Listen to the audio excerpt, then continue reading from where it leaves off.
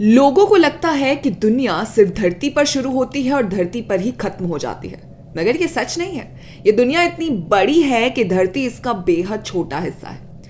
अब जब ब्रह्मांड इतना बड़ा है तो बेशक यहाँ जीवन सिर्फ एक ही ग्रह पर तो हो नहीं सकता। बराक ओबामा 18 जून 2021 को जेम्स कॉर्डन के शो में मेहमान बनकर आए थे। कॉर्डन मजाकिया अंदाज में सवाल पूछने के लिए बहुत मशहूर है। जब उन्होंने यूएफओ के संबंध में सवाल किए तो ओबामा ने इसके बारे में कई चौंकाने वाली जानकारी दी। 2008 में अमेरिका के राष्ट्रपति बनने के बाद उनके मन में एलियंस को जानने की जिज्ञासा बहुत ज्यादा पैदा हुई। ओबामा ने इस टॉक शो में कहा था कि मैंने हमारी सिक्योरिटी की वीडियो में देखा कि कुछ उड़न तश्तरियां अमेरिका के मिलिट्री बेस को नुकसान पहुंचाने की कोशिश कर रही हैं।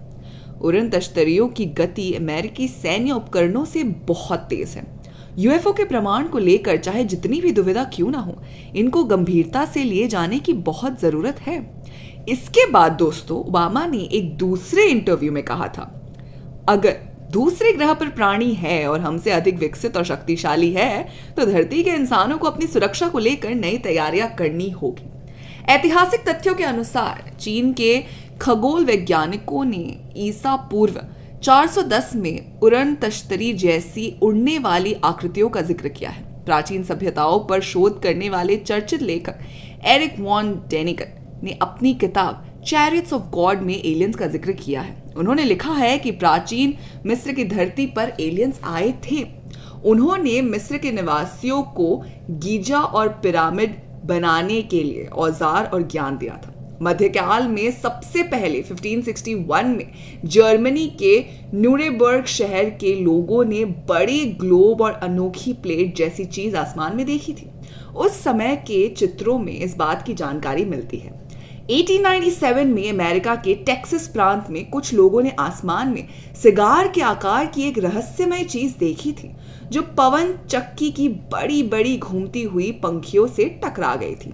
टेक्सास हिस्टोरिकल कमीशन को एक संकेत मिला था जिसमें जिक्र है कि 1897 में एक हवाई जहाज दुर्घटनाग्रस्त हो गया था। इसके मलबे से एलियन और मिलते जुलते प्राणी का शव निकाला गया था, जिसे किसी अनजान जगह पर दफना दिया गया था। फिर जून 1947 में अमेरिका के केनेथ आर्नोल्ड ने विमान उड़ाते समय उड़न तश्तरियों को देखने का दावा किया। आर्नोल्ड जब उत्तरी अमेरिका की कैस्केड पहाड़ियों के ऊपर से उड़ रहे थे तब उन्होंने देखा कि पहाड़ी की चोटियों से कुछ रहस्यमय चीजें उड़ान भर रही है। वे बहुत ही तेज गति से उड़ी और अचानक गायब हो गई। आधुनिक विश्व में उड़न तश्तरी देखने की ये पहली घटना मानी जाती है। लेकिन इन्हें उड़न तश्तरी क्यों कहा गया? केनेथ आर्नोल्ड ने आसमान में उड़ती हुई कुछ रहस्यमय चीजें देखी तो पूरे विश्व में दोस्तों तहलका मच गया था। उन्हें रेडियो पर इंटरव्यू के लिए बुलाया गया। आर्नोल्ड ने उन रहस्यमय चीजों के बारे में बताया। उन्हें देख के ऐसा लगा जैसे किसी ने पानी की सतह पर कोई तश्तरी इतनी तेजी से फेंक दी कि वह जोर से उछलती हुई दूर तक हवा में उड़ती जा रही हो। आर्नोल्ड के इस आंखों देखा हाल के बाद मीडिया में यूएफओ को फ्लाइंग सॉसर या उड़न तश्तरी कहा जाने लगा। यानी जून 1947 से उड़न तश्तरी शब्द प्रचलन में आया था। इसके बाद दुनिया के अलग अलग देशों में उड़न तश्तरी देखने को मिले लोगों को। भारत में औरंगाबाद, कोलकाता, बेंगलुरु जैसे मेट्रो शहरों में भी यूएफओ दिखने की बात सामने आ चुकी है, मगर सबसे ज्यादा यूएफओ दिखने की खबर लद्दाख से आती है। राजसी खाने के किए मशहूर राजस्थान और बंगाल के कुछ शहरों में भी ऐसी खबरें आ चुकी हैं। 7 जून 2018 भारत की राजधानी दिल्ली में चौंकाने वाली घटना तब घटी जब लोक कल्याण मार्ग पर स्थित प्रधानमंत्री आवास की ऊपर एक विचित्र चीज उड़ती नजर आई। इसके बाद सुरक्षा विभाग ने काफी जांच पड़ताल की, मगर उन्हें कुछ पता ही नहीं चला। स्पेशल प्रोटेक्शन ग्रुप ने एक सदस्य ने यूएफओ होने का दावा किया था। अक्टूबर 2015 में रत्नागिरी, जहां के आम बहुत फेमस है, वहां के 3 गांव में रहने वाले करीब 800 लोगों ने दावा किया कि उन्होंने यूएफओ देखा।